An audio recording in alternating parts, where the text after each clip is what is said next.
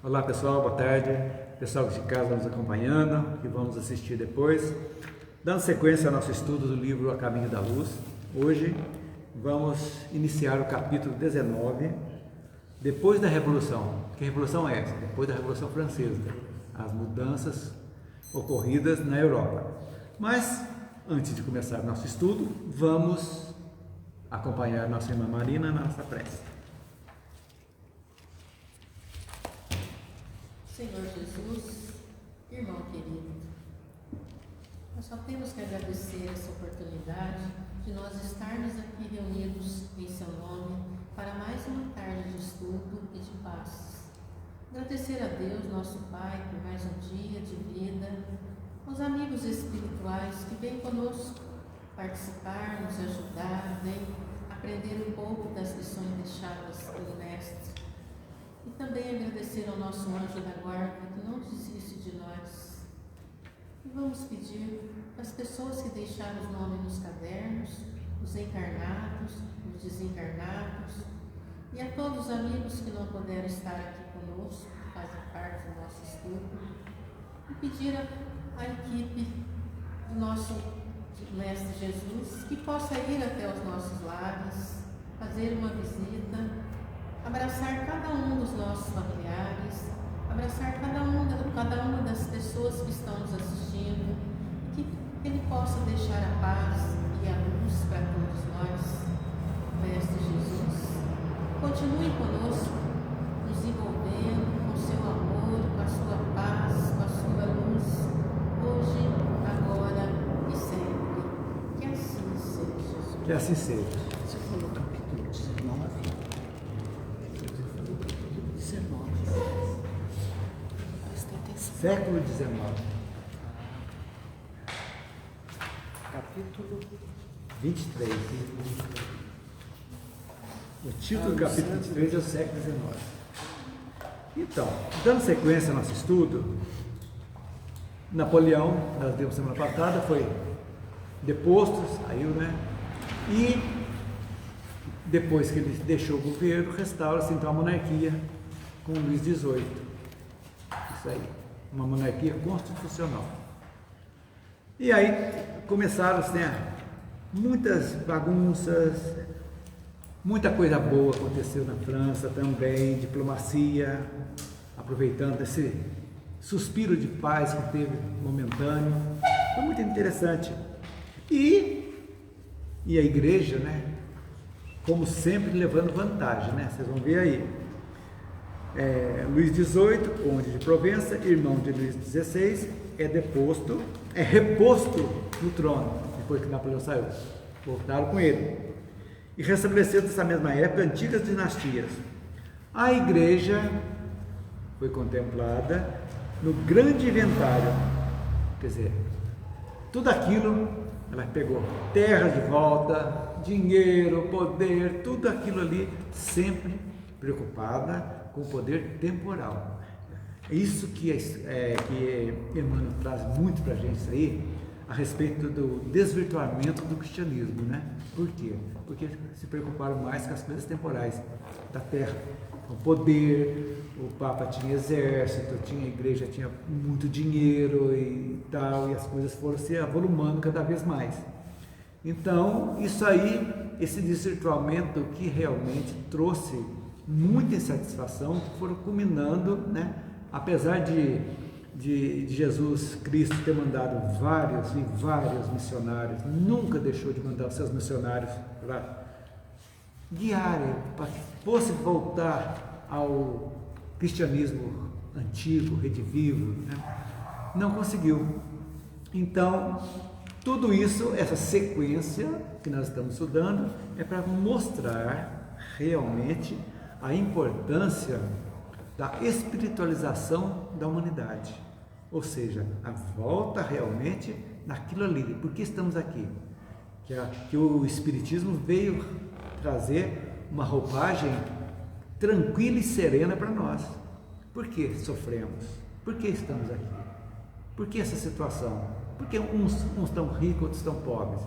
Uns estão feios, outros estão bonitos. Essa diversidade de povos, de costumes, de tudo, essa salada.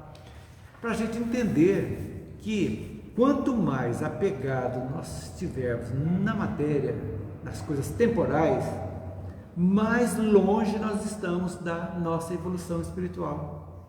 Então, por isso nós precisamos ver a história sob a ótica espírita do passado, para que a gente corrija e façamos a nossa história agora, que nós estamos fazendo a história também da humanidade. Uma história contemporânea que nós estamos fazendo, que lá na frente vai ser estudada também. Por quê? Daqui a séculos vou estudar, quando a Terra estiver no mundo de regeneração, no mundo na quinta dimensão e outras histórias, vamos ver o que fizemos para trás. Quando que foi o despertamento aconteceu nas pessoas? Foi no final, no início do século XXI, já começaram realmente as pessoas preocupadas com a espiritualização, apesar de muitas coisas ainda estão se repetindo tal qual ocorreu lá, lamentavelmente, não numa estrutura global, porque já temos pontos de luz no mundo inteiro, os pontos de luz que a doutrina trouxe, as pessoas não só a doutrina espírita, mas também se despertando para a espiritualidade. Todas as religiões, podemos dizer aqui, doutrinas espiritualistas, estão preocupadas, todas, sem exceção, estão trabalhando na transição planetária. Todas as doutrinas espiritualistas, porque chegaram no ponto que agora de mudança. Então é essa espiritualização que falta, que sempre faltou no mundo, e que agora também aqueles que continuarem levando esse objetivo realmente não terão condição de habitar o novo mundo, o novo planeta que a Terra com certeza vai passar. Parece esse novo estágio, né? Então, isso aí, mas também a igreja reconheceu também, depois de tudo isso aí, a sua limitação. Ela começou a entender que realmente aquele poder de tudo, que o Emmanuel fala no artigo, no item 8, né? A própria igreja, habituada a todas as arbitrariedades, na sua feição dogmática, reconheceu a limitação dos seus poderes junto das massas, resignando-se à nova situação. Mas ela resignou, mas ao mesmo tempo, nós vamos ver, que ela trouxe para si a educação, ou seja, ela, como se fosse, só se educava nos conventos católicos, nos padres que tinham, então era muito restrita, então ela tinha um poder de persuasão também sobre as pessoas, porque de fazer a cabeça daqueles que estavam ali estudando, que estavam ajudando e tal, e, quer dizer, limitou de alguma forma no tempo de reis, de poder, de guerras, mas o poder mesmo por trás da nobreza, ela exerceu com muito mesmo, até pouco tempo ainda exercia. No Brasil, na época que eu era criança, né? Como dizia lá quando eu era pequeno, lá em Barbacena, na Cariaçu, tinha um medo danado se o padre excomungasse alguém. Estava condenado ao inferno. E aquilo ali, muitas pessoas se suicidavam, até ficavam deprimidas, porque foi a excomunhão. Tal é a força, o poder que a igreja tinha para isso, né? Então, são coisas que desvirtuam totalmente. Jesus salvava todos os pecadores, deu a mão para melhorar. E a outra vai se excomungar para mandar para o inferno? Sendo que é... Oi? Mesmo uma pessoa que se suicidava não passava na igreja. Verdade. Não passava. Hoje eu não sei. Também não sei. Tinha costume, não era. Não entrava para um benzimento. Aquela ritualista não fazia parte, né? Comentava por... Agora é assim, tem na igreja, eles não recomendavam no velório, né? Agora recomendam assim. Agora tem como chama mesmo aquelas senhoras que ajudam lá. Uma que veste branco, né? Isso, não sei o que de Maria. Eu não sei o que é. De Maria? É difícil eles irem lá, vão elas. Sempre eu vejo lá no... As ministras da Eucaristia. Isso aí. Quando a gente vai no velório, às vezes... Só a mamãe comprava isso. Não, mas isso eu vivenciei isso. Não Não. tinha passando em perto da igreja, o caixão. achando que se suicidou. Gente do céu, que horror. Quer dizer, é um simbolismo bobo e uma forma de dominação também das pessoas, né? É isso aí. Então, resumindo a história, vou contar a historinha para você desse pedaço aí que houve, né? Então, saiu Napoleão, o Luís XVIII volta, derruba o Luís XVIII, Carlos X, ou X, acho que é 10, em romano está aqui, substitui o Luís XVIII.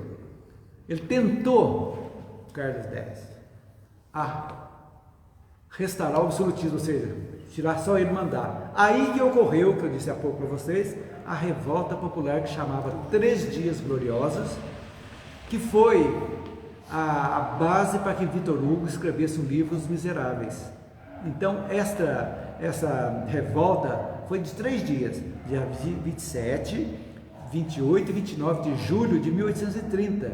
Então, juntou o povo de Paris, né, mais as sociedades secretas republicanas, mais os liberais, e montaram barricada em Paris e derrubaram o Carlos X também, né?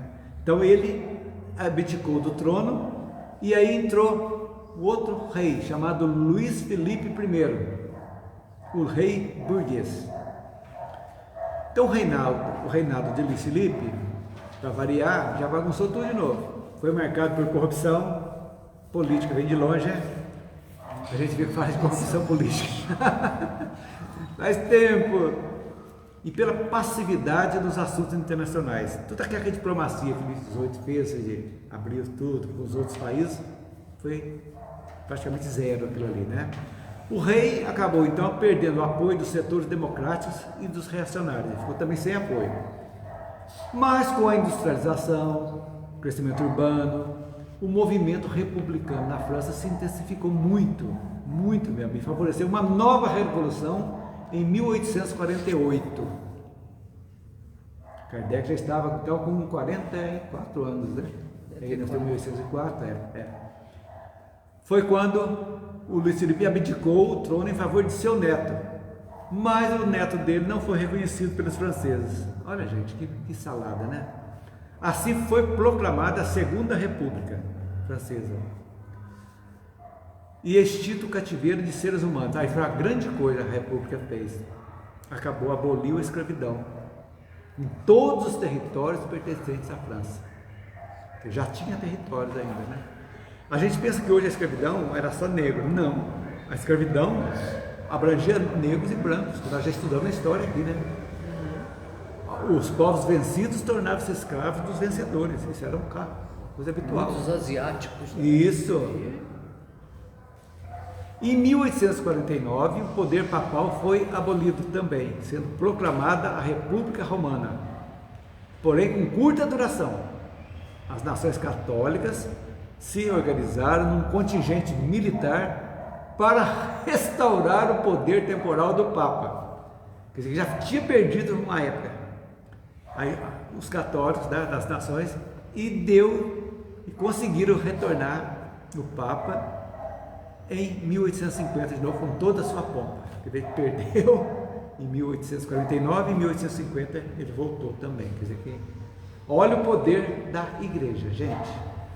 Analisem para vocês verem o poder temporal que teve a igreja na Revolução. Pode ter momentos de fragilidade, digamos assim, de repente. Quer dizer, mesmo com o Renascimento, que tolheu um pouco do poder dela, que saiu do Renascimento religioso, das artes, tudo aí, mesmo assim, ela não segurou as universidades para ela, muitas universidades para a igreja. Temos até hoje aqui, Pontifícia Universidade Católica de Campinas, de Belo Horizonte, de São Paulo, as famosas PUC. Hoje não sei se a igreja ainda tem uma influência dentro, mas eu acho que até os reitores são escolhidos pela igreja, se não me engano. Não sei. Nesse ponto eu não posso dizer para vocês se é assim que funciona. Mas é assim. Então, aí foi. Aí teve o rei Vítor Emanuel, solicitou ao Papa a entrega das religiões da Úmbria e das Marcas, sendo seu pedido recusado. Esse é outro rei. Né? É da Itália. Recusado. Foi então que o conde de Cavour, o Cavour, não sei como é que se pronuncia isso, então primeiro-ministro, ordenou a invasão dos estados pontifícios. Olha, você imagina, o Papa tinha estados, era um poder mesmo, era um reino. Em nome de Jesus, fez um reino na terra. Então foi invadido, né? Que foram pouco a pouco sendo anexados ao reino de Sardenha, na Itália, que passou a se chamar futuramente de Reino da Itália. Sardenha foi anexando o que o Papa tinha, né? Assim os estados pontifícios reduziram a Roma e seus arredores, onde o Papa continuou o exercício de suas funções de chefe de Estado, sob a proteção das tropas francesas. Vocês sabiam que a França tirou um exército de lá, levou para a Itália, e era que fazia a segurança do Papa contra as forças da Itália. Então, estava aquilo ali. Tal é o poder da igreja. Então, estava ali um exército francês protegendo o Papa naquilo que restou dos arredores de Roma. Agora, como a guerra que nós vimos semana passada, franco-prussiana, as duas derrotas de Napoleão, né? As tropas francesas tiveram que regressar ao seu país. Por quê? Tiveram que ajudar Napoleão lá na França, né? Saíram aí deixando Roma desprotegida, então tiveram o Papa desprotegido. Aí o reino da Itália, que havia se unido à Prússia para derrotar Napoleão, nós vimos aqui, facilitou os intentos de anexar Roma ao seu território. Ele tomou do Papa. As divisões italianas entraram em Roma, apesar de inúteis tentativas do Papa de constituir um exército à resistência. Porque é Roma, a cidade inteira era. Agora o Vaticano é um pedacinho dentro de Roma, entendeu? Era os arredores do município. Como se fosse aqui. Pouso Alegre é a cidade, sede do município, mas tem a zona rural que faz parte também de Pouso Alegre, né? Então, a Seria foi declarada capital do Reino da Itália. Pronto. E só em 1929, né, com o Tratado de Latrão, que a gente já ouviu falar isso, que o Reino da Itália faria o mesmo com a cidade do Vaticano. Então, deu a independência, como se fosse um estado, a cidade do Vaticano, que é um bairro de Roma, podemos dizer assim. Então, foi em 1929 que foi feito isso aí. Eu não sei se foi com Mussolini, eu acho que foi Mussolini, né, que fez isso aí. Eu acho que sim. Então, essa é a primeira história que Emmanuel traz para nós aqui, depois da Revolução, toda essa salada que aconteceu. E por que vemos isso? Por que é interessante isso? Para ver como que foi que surgiu o Estado do Vaticano, que é ainda a sede da Igreja Católica Apostólica Romana, e é um Estado que mantém relações diplomáticas de Estado para Estado, tem os seus embaixadores, que se chamam núncios apostólicos, são os embaixadores, todos os países têm, aqui tem, né? Em todos os países praticamente, menos eu acho na China, o país comunista, não sei se tem, não tem isso aí. Então, e é o poder temporal da igreja. Isso aí. E uma coisa interessante, olha como é que acontece, né? Eu não sei se a gente vai ver para trás aqui ou se eu li isso em algum lugar, mas para ilustrar, quando Francisco de Assis criou a ordem, primeiro foram os beneditinos, vocês lembram que falaram aqui? A ordem, tudo, pessoas simples, de cuidar da educação, tudo. Depois vieram os franciscanos, humildade, tudo aí. O que a igreja, para não perder o poder, ela dividiu isso aí. Quem cuidava do dinheiro, das postas com os nobres, passaram a chamar-se seculares. E a outra são ordens, foram ordens, que eu esqueci o nome das ordens, separadas, que eram os humildes, os pobres, mais simples, que estava direto com o povo, que ajudava, que dava alimento, fazia tudo aí, e praticamente dividiu a caça da igreja nesses dois pontos. Os seculares e hierarquia. E até hoje tem isso aí. Os padres são seculares, os freis não são seculares.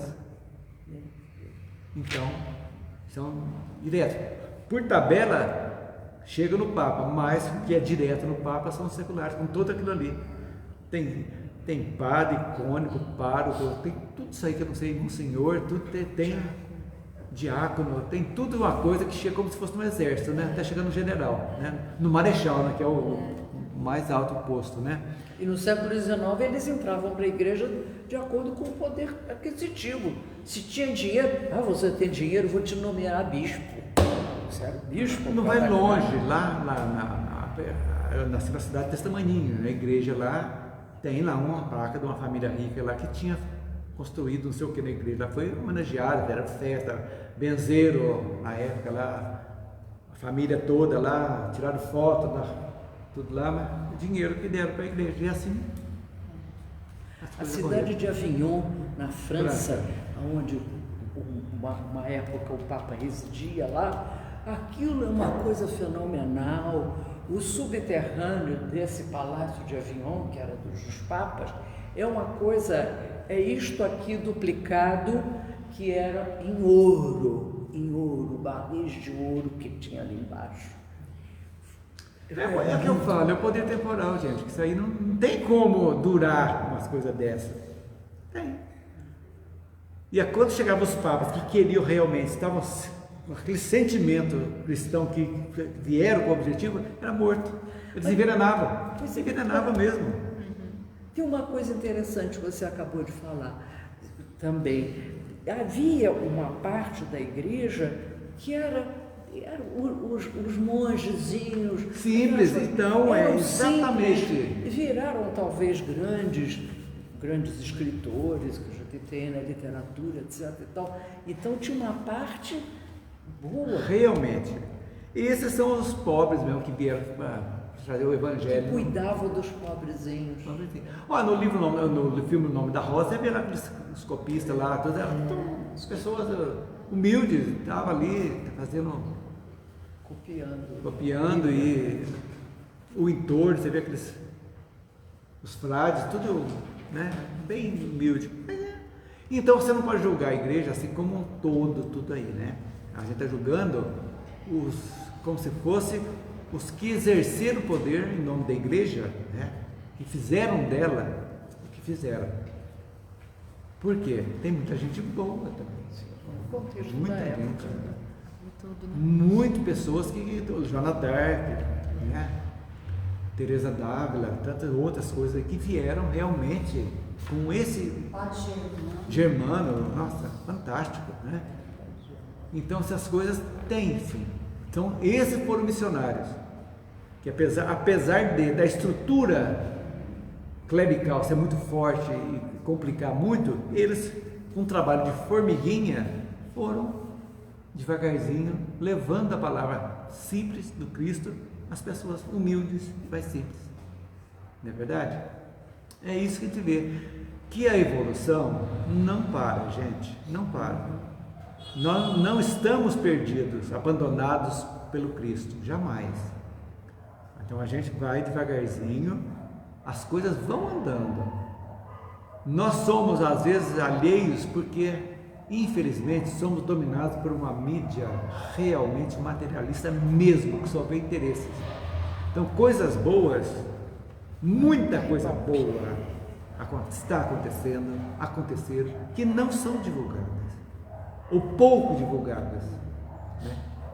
Na nossa cidade, você pode ver quantas trabalhos do centro aqui, que muita gente não sabe. A gente não é muito, mas tem quase 20 famílias que nós alimentamos com coisas materiais.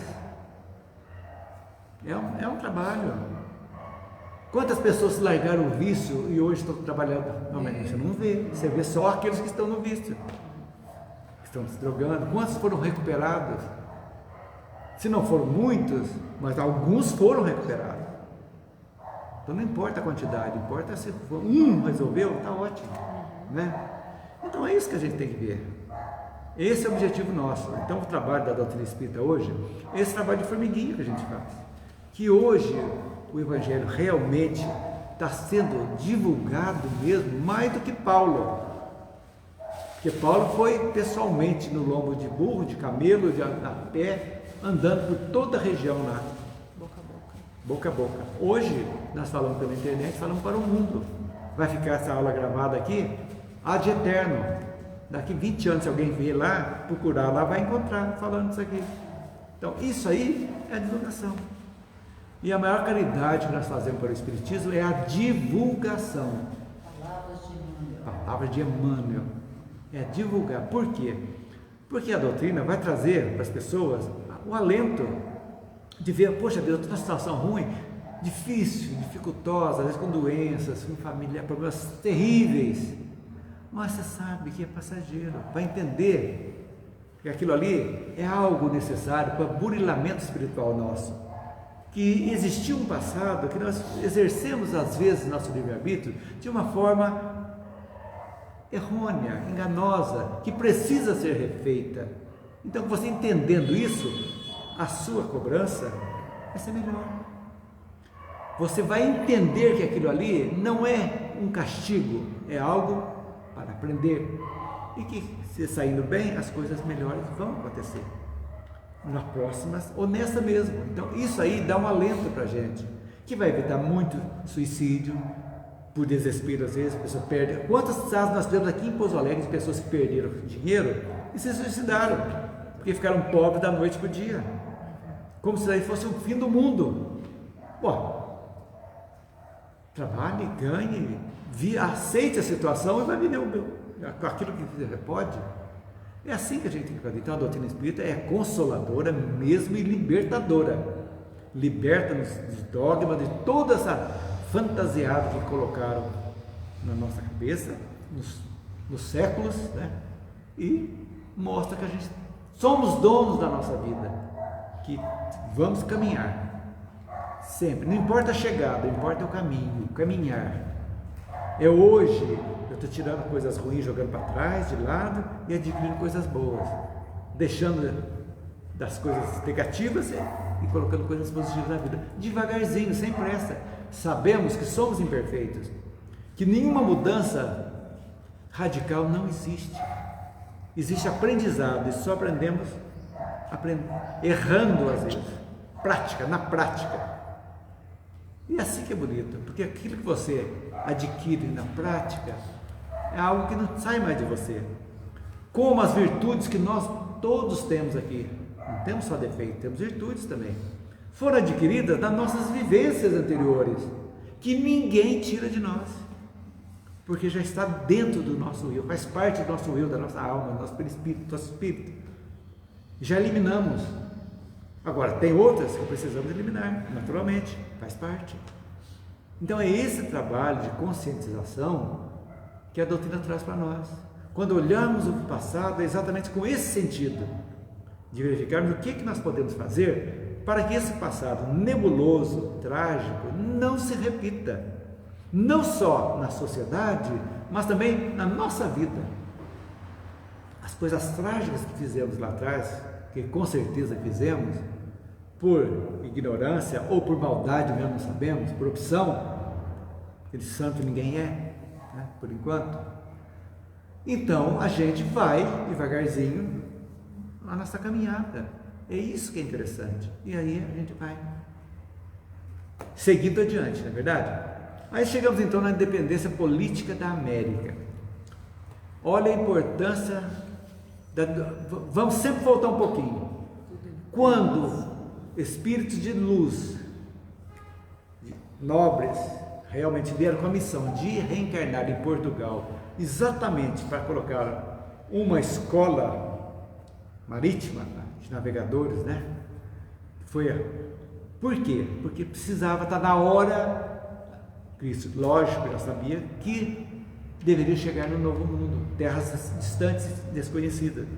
Por quê? Que seria como se fosse um bálsamo para tirar mais rápido. Olha que interessante.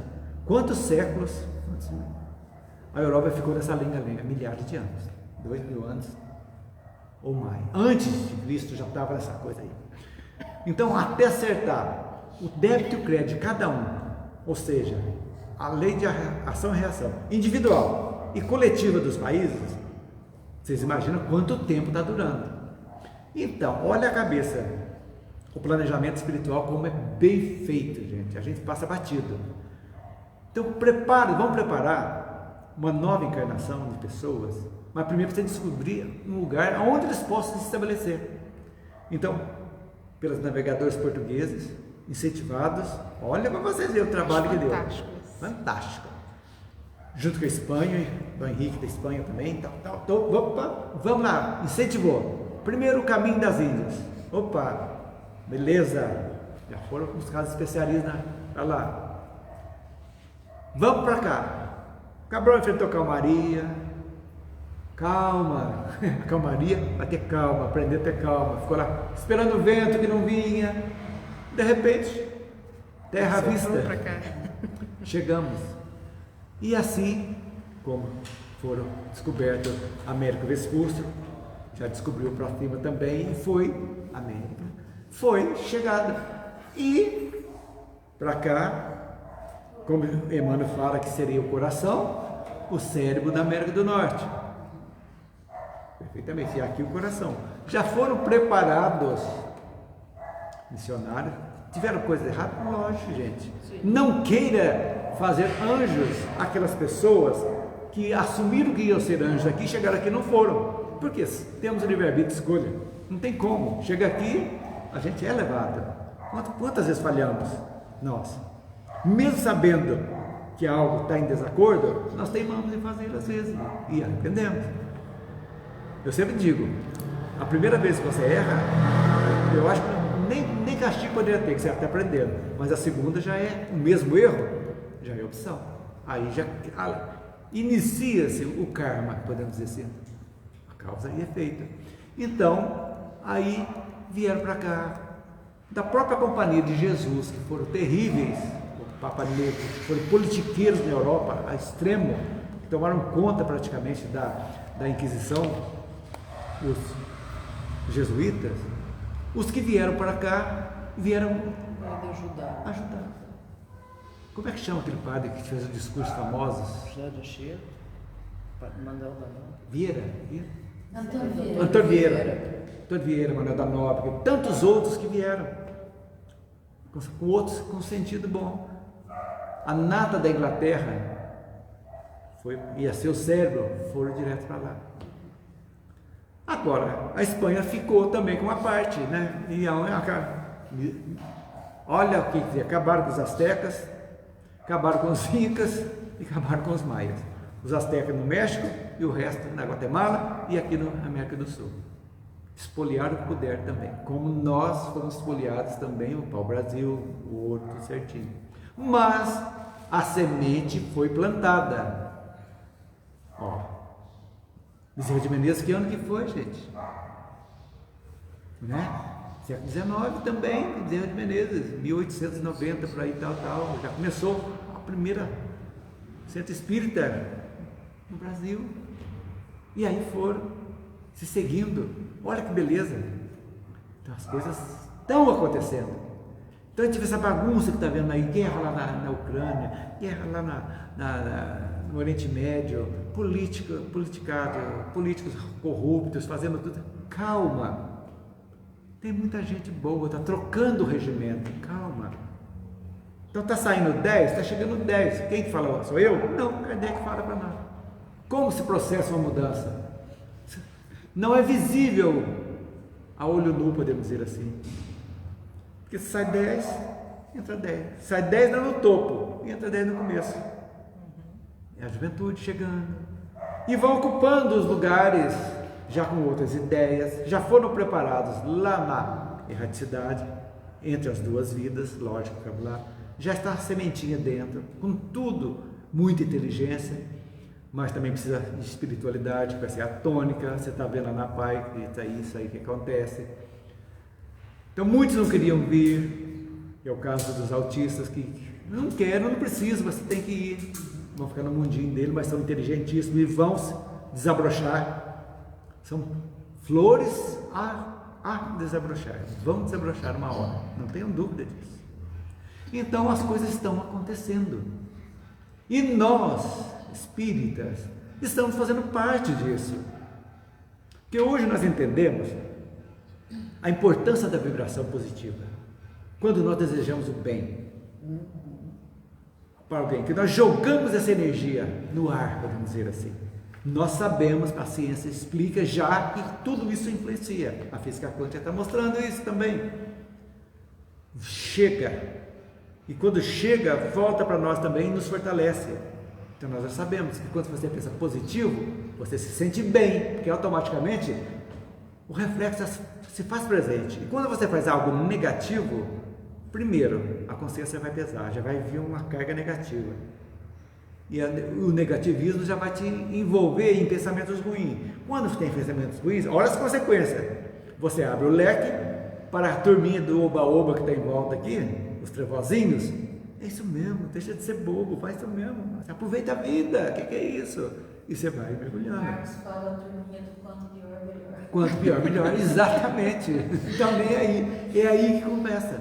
Então, mas a base, a compreensão, a doutrina já nos dá. Isso é fundamental. Somos o que pensamos.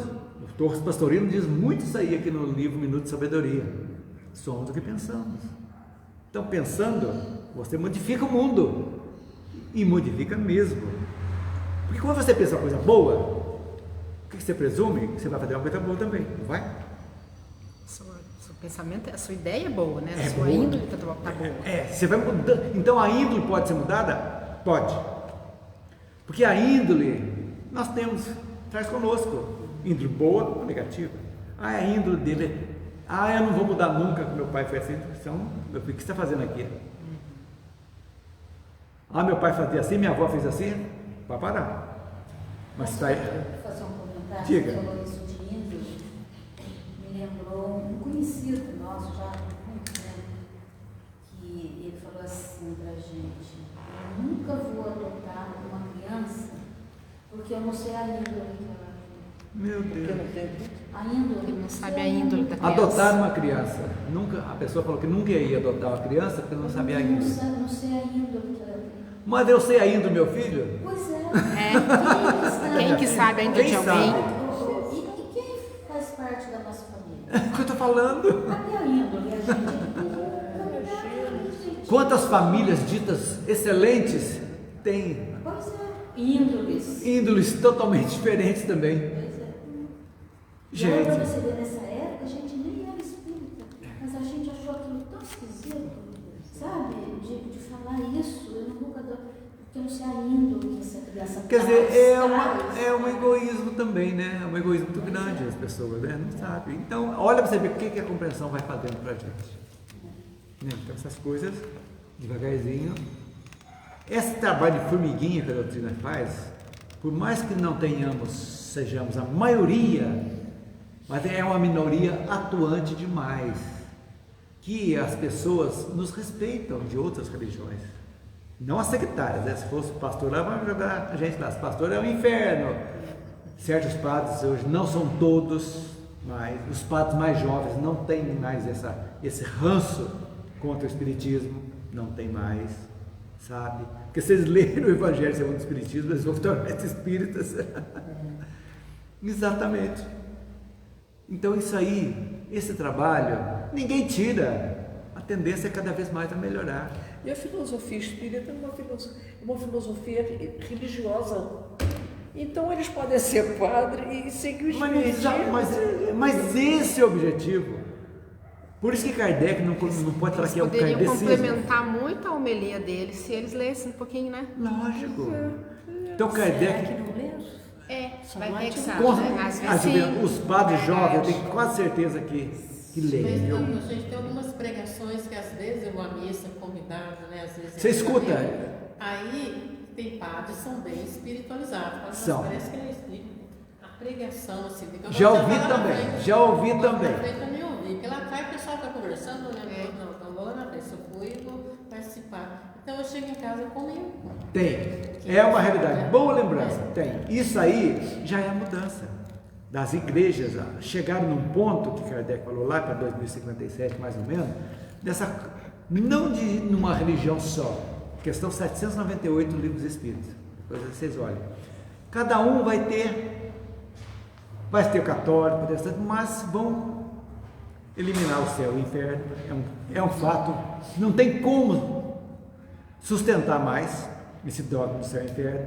Vai a comunicação com os mortos, é natural. Por quê? Porque os mortos vivem mais do que nós, praticamente aqui, porque nós ficamos poucos anos na carne, a maioria nós vamos ficar no mundo espiritual. Eles já acreditam que a alma vai para o céu ou para o inferno, e que os espíritos são criados na hora da concepção. Vai chegar num ponto que o olho vai dizer, Deus, mas que Deus é esse?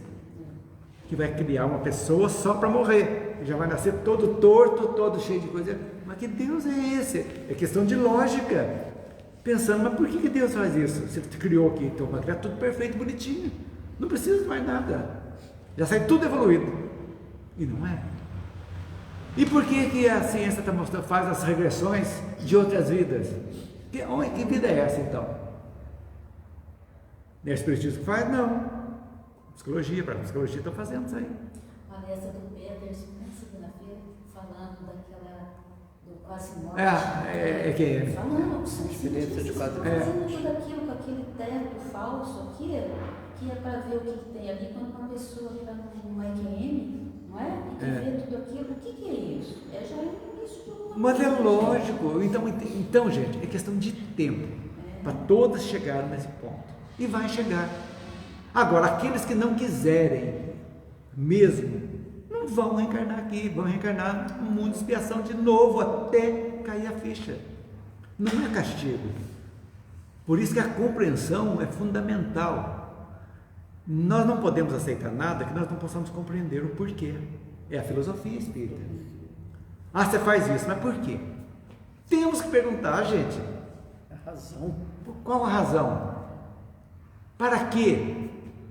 É questão simples, de convicção. Ué, isso aí me convenceu. Tem lógica, tem razão, existe bom senso. Então são pequenas coisas que a gente traz da vida que de repente vão acontecendo na nossa vida e vai nos modificando, vai amaciando. Modifica mesmo. E modifica mesmo. Eu digo por mim. Nossa Senhora. Mas tem minha esposa falando, né? Nossa, como você já mudou. E fala, ainda precisa mudar muito ainda. Ainda tem chão pela frente. É uma pessoa muito brava, entendeu? Muito brava. Muito. Não tem vergonha de falar não, porque eu era mesmo. Já amancei um pouco. Bastante. 2, né? 3. Já amancei. Graças a Deus. Modificamos. Aí você vê, né, depois que você passa, mas Deus, mas por que eu fazia isso? Eu morro de vergonha hoje. De situações, né? Meu Deus, eu fiz isso. A gente morre de rir. Ri, mas eu tomar. Mas sabe que não o que o pessoal assistiu lá, que assistia isso, pensaram na época, meu Deus do céu. Mas faz parte da evolução. Faz parte. Então, admitir erro, gente, é a primeira coisa. Chama-se arrependimento. Kardec fala lá no livro Céu e Inferno. Arrependimento, né? Você tem que ter expiação e reparação. Reparou? Bora para frente. Vamos ver a independência política da América, então.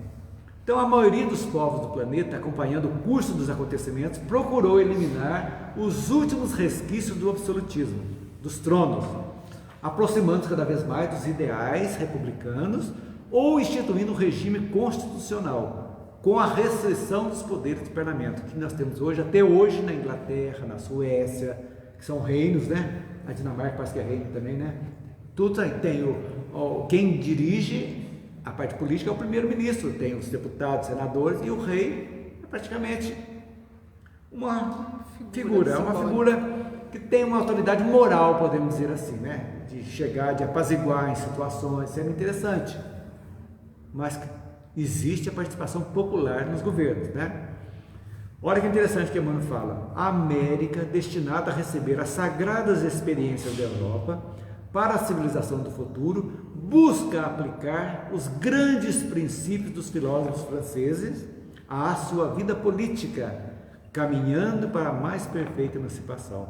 Olha os iluministas que vieram com essa função, as ideias deles, tirando o bom, que foi deturpada na França. Os iluministas ajudaram a Yabashira a mudar e se deturparam, se embriagaram no poder também, deu no que deu. Mas alguns, as ideias sempre ficam, as ideias boas sempre ficam, né? E vão. Seguindo o exemplo das colônias inglesas, os 4 vice-reinados da Espanha procuraram lutar sua independência. Então, tinha os vice-reinos. México teve aqui na América Central teve outro, na América do Sul teve lá em cima na Venezuela, tinha aqui embaixo a Argentina, tudo eram vice-reinos da Espanha, que a Espanha era poderosa, né? Muito grande os territórios que ela conquistou. Então, no México, os patriotas não toleraram outra soberania além da própria deles. E no sul, abaixo do sul, né? A ação de Bolívar, grande, que o libertador praticamente da América do Sul hispânica, né? Foi Bolívar. E com as deliberações do Congresso de Tucumã, em 1816, proclamava-se a liberdade política das províncias da América Meridional. Aí, do meio para cima lá, né? Para baixo. Não, do meio para cima. O Brasil, em 1822, erguia igualmente o seu brado de emancipação com Pedro I, sendo digno de notar-se o esforço do plano invisível na manutenção da sua integridade territorial, quando a zona sul do continente se fracionava em pequenas repúblicas, atento à missão do povo brasileiro e à civilização do porvir. Começou Uruguai, Paraguai, pequenas repúblicas, pequenininha, a integridade do Brasil foi. Então talvez a Guerra do Paraguai também, com tudo isso aí, uma história, morrendo muita gente, criando um karma coletivo, mas de um acordo. Talvez foi um karma passado também de alguém que tinha que passar, que morrer também, não sabemos, para manter a integridade territorial do Brasil. Foi muito importante. E também não foi só isso a guerra, como também o estado do Acre, nós compramos. Barão do Rio Branco comprou da Bolívia. Era um território boliviano. E foi comprado, anexado ao Brasil, pago regiamente, sem guerra. Então, tudo sem integridade. Então, gente, quando Napoleão, para te resumir, decretou bloqueio continental, quer dizer, ninguém podia mais vender para a Inglaterra, eles queriam sufocar a Inglaterra. Ele tentou, os alemães tentaram e não conseguiram, né? Os dois não conseguiram, né? Napoleão e nem a Alemanha na Segunda Guerra.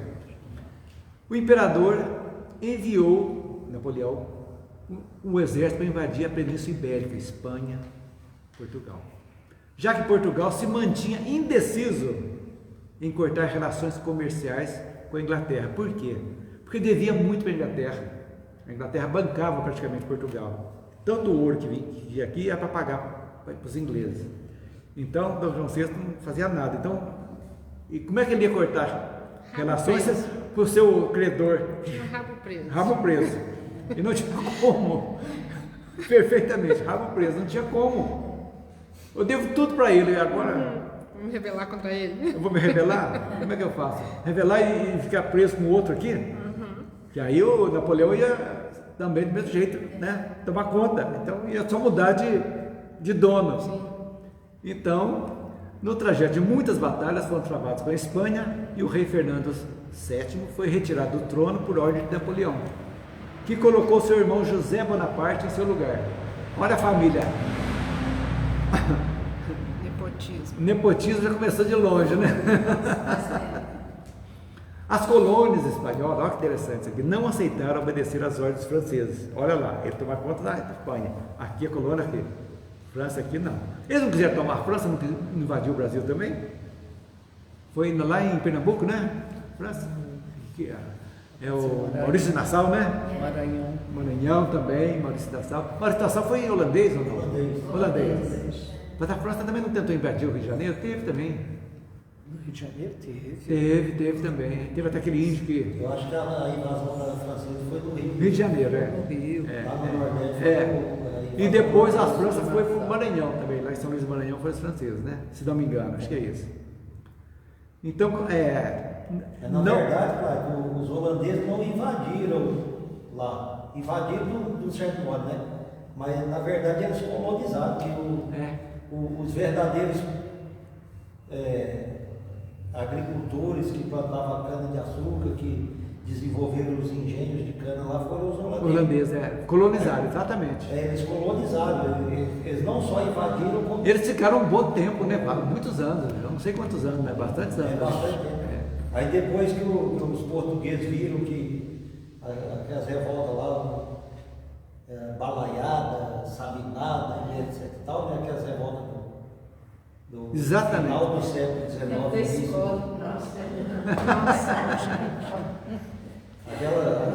Foi justamente a expulsão, porque economicamente o Portugal estava perdendo economicamente para os outros invasores, né? Exatamente, os outros colonizadores, é verdade. Então, quando a família real espanhola retomou o poder, as colônias entenderam que seria o momento de lutar para a sua liberdade. Então, agora eles conseguiram tomar o poder lá dos Bonaparte, voltaram e nós vamos ficar devendo para eles? Não, que não, vamos libertar também. Então, sob a influência das ideias iluministas e da Revolução Francesa, desencadeou as grandes lutas da independência das colônias hispânicas. Olha, interessante. A historiografia fala que de 1829, o ano final da série de lutas pela independência das colônias hispânicas, apesar de Porto Rico e o Chile permanecerem sob domínio, eu não sabia disso, sob domínio espanhol, até o ano de 1898, quase século XX. Chile e Porto Rico. E Porto Rico virou um protetorado dos Estados Unidos, se não me engano, né? Porto Rico. É isso aí. Quando se deu a Guerra Hispano-Americana, quando também eles invadiram o México e tentaram não deixar o México se libertar e perderam. O que mais? Em 1822, o Brasil também proclama sua independência, com a espiritualidade envidando esforços para manter-se a unidade territorial que caracteriza a pátria do Evangelho. Falaremos mais sobre isso quando formos conversar sobre o livro de Humberto de Campos, que nós vamos estudar também futuramente, se Deus quiser. Brasil, coração do mundo, pátria do Evangelho. Nós vamos estudar. Muito bom. Se Deus quiser, nós vamos ver, fazer um estudo bom dele. É rapidinho também, é rápido e vamos levando, né? Vamos fazer como é que nós estamos aqui? Deixa eu ver se dá para terminar também aqui. Não, tem que ir mais um item hoje. Vocês não dão muita pressa, mais 5 minutinhos não, né? Não. Beleza. Vamos ver, Allan Kardec e seus colaboradores. No século XIX, desenrolava uma torrente de claridades em face do mundo, encaminhando todos os países para reformas úteis e preciosas, começadas pela espiritualidade. Não adianta. Todos foram colocados no momento certo, no lugar certo, para começar a fomentar esse desenvolvimento que nasceu com o Renascimento, né? Muito interessante. As lições sagradas do Espiritismo iam ser ouvidas pela humanidade sofredora, já está programada. Jesus, na sua magnanimidade, repartiria o pão sagrado da esperança e da crença em todos os corações. Allan Kardec, todavia, em sua missão de esclarecimento e consolação, fazia-se acompanhar de uma pleiade de companheiros colaboradores. Olha se você vê a equipe espiritual que desde o nascimento dele, preparando-o para ser um educador, ele foi um grande educador, matemático, tinha livro, tinha tudo lá, preparando. Vocês imaginam a luz que estava em volta desse homem? Em 10 anos fazia essa obra. Então, gente, em 10 anos escrever essa obra magnífica. Humanamente, classicamente, impossível fazer. Se fosse hoje, não faria. Não faria. Não, Mesmo com isso todos sem os luz recursos. elétrica, sem máquina de escrever, sem... E na maturidade, ele não era criança. Era na maturidade que ele começou. A hora que ele estava pronto mesmo, prontinho. 50 anos. Então, cuja ação regeneradora não se manifestaria tão somente nos problemas de ordem doutrinária, mas em todos os departamentos da atividade intelectual do século XIX. A luz de vela. Mudou tudo. Que coisa. Kardec veio e foi um Eu boom. diria que não é nem na maturidade, porque naquela época não se vivia tanto assim, né? É. Era na velhice mesmo, pé na cova quase.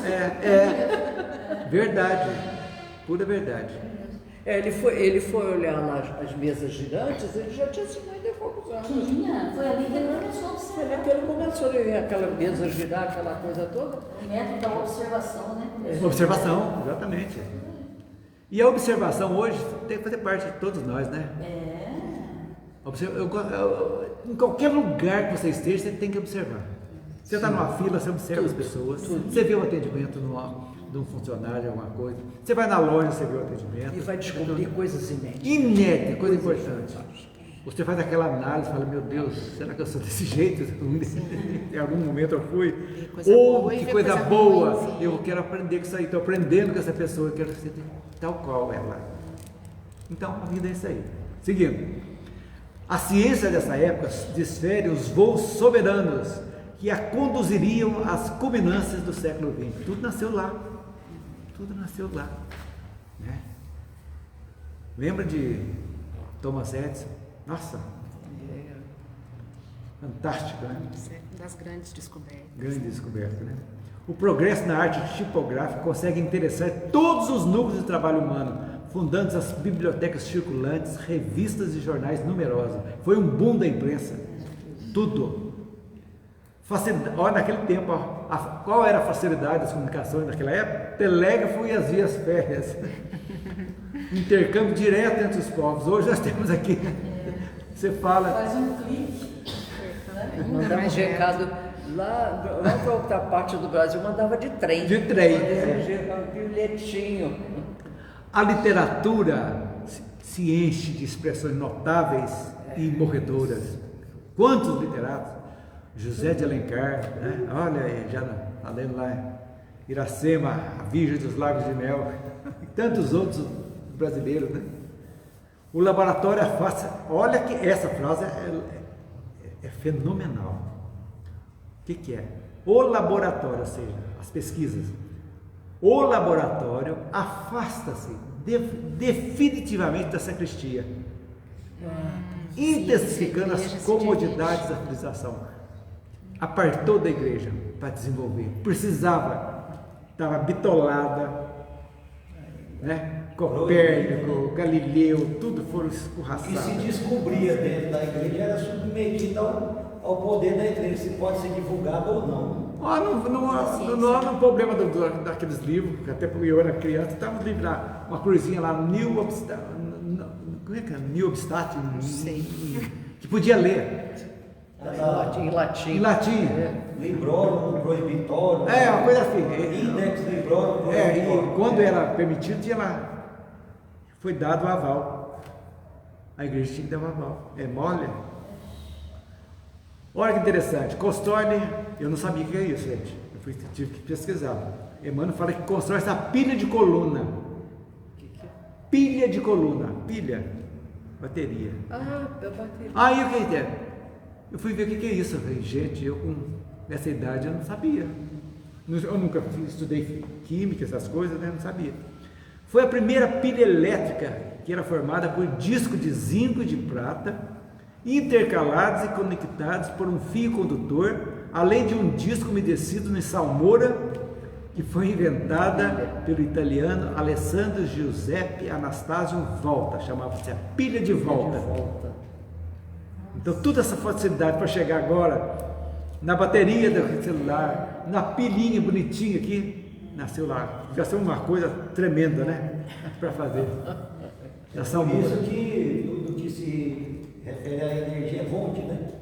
Volt É. homenagem a ele. E aí também foi nessa época, em 1800 e pouco, que descobriu a indução magnética.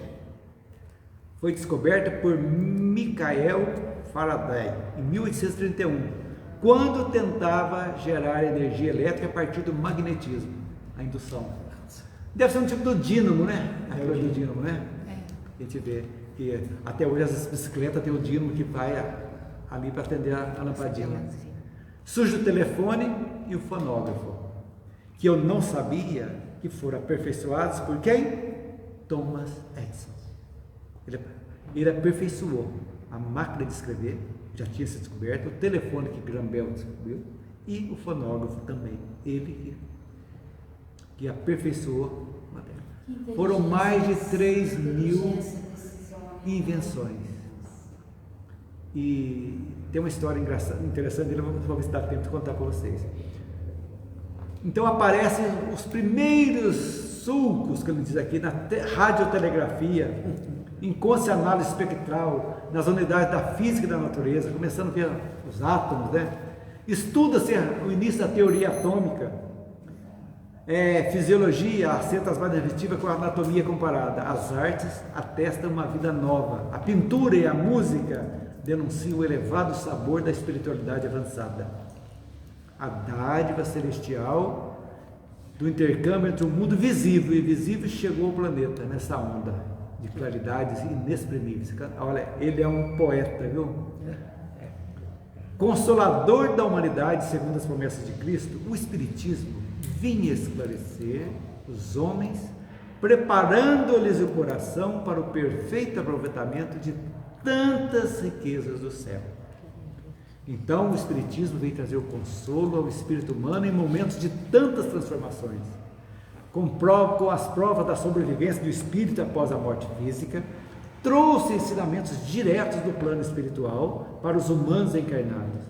Com a ideia da reencarnação, derrubou por terra todas as ideologias de igualdade absoluta entre os homens, explicando a diversidade de venturas e desventuras da sociedade, que acabei de falar há pouco, trazendo a lei de causa e efeito, que também estabelece o regime da responsabilidade individual e coletiva. Fantástico. Só isso aí é a base para qualquer pessoa, não precisa ser espírita não, sabendo que toda ação tem uma reação, toda causa tem um efeito, pauta a sua vida. E reencarnação, como é que veio as coisas que se sabe hoje em dia, que vem desde essa época lá? Mas os egípcios já sabiam da reencarnação, a igreja sabia, nós estudamos aqui, lá naquele conselho, não sei das quantas, lá que tirou. O que a gente traz de séculos passados. Então, gente, como que uma alma pode ser criada na hora da concepção, gente? Com tanta diversidade que nós temos no mundo, não tem lógica. Que Deus seria esse? É a pergunta. Ok, gente? Então vamos encerrar. Hoje parece que passou tão rápido. Hoje nós prosseguimos bastante. Prosseguimos bastante. E a hora que começar um novo estudo, aí que vamos prosseguir mais ainda. Não tem pressa. É isso aí. Gente, então vamos encerrando. A Elisângela vai fazer a prece para nós e eu já me despeço aqui. Se Deus quiser, na próxima quinta tarde estaremos aqui firmes e fortes fazendo nosso estudo. Que assim seja. Que assim seja. Vamos fechando os nossos olhos e agradecer a Deus pela oportunidade de estar aqui mais uma vez, aprendendo, ensinando e evoluindo. Vamos pedir à espiritualidade que fluidifique a nossa água, a daqui, a da sua casa, que coloque nela todos os remédios que necessitamos para a cura de nossos males. Vamos receber neste momento essa energia gostosa que a espiritualidade preparou para a gente, fortalecedora, revigorante, que nos fortalece, nos ilumina e nos guia na nossa caminhada. Deus, nosso Pai, que sois todo poder e bondade, dai força àquele que passa pela provação, dai luz àquele que procura a verdade, ponde no coração do homem a compaixão e a caridade. Deus, dai ao viajor a estrela guia, ao aflito a consolação, ao doente o repouso. Pai, dai ao culpado o arrependimento, ao espírito a verdade, à criança o guia, ao órfão o Pai. Senhor, que vossa bondade se estenda sobre tudo que criastes. Piedade, Senhor, para aqueles que não vos conhecem, esperança para aqueles que sofrem. Que vossa bondade permita aos Espíritos Consoladores derramarem por toda parte a paz, a esperança e a fé. Deus, um raio, uma faísca do vosso amor pode abrasar a terra. Deixai-nos beber nas fontes dessa bondade fecunda e infinita, e todas as lágrimas secarão, todas as dores se acalmarão. Um só coração, um só pensamento subirá até vós, como um grito de reconhecimento e de amor. Como Moisés sobre a montanha, nós vos esperamos com os braços abertos. Ó poder, ó bondade, ó beleza, ó perfeição, e queremos de alguma sorte alcançar vossa misericórdia. Deus, dai-nos a força de ajudar o progresso, a fim de subirmos até vós. Dai-nos a caridade pura, dai-nos a fé e a razão, dai-nos a simplicidade que fará de nossas almas o espelho onde se deve refletir a vossa imagem. Que assim seja.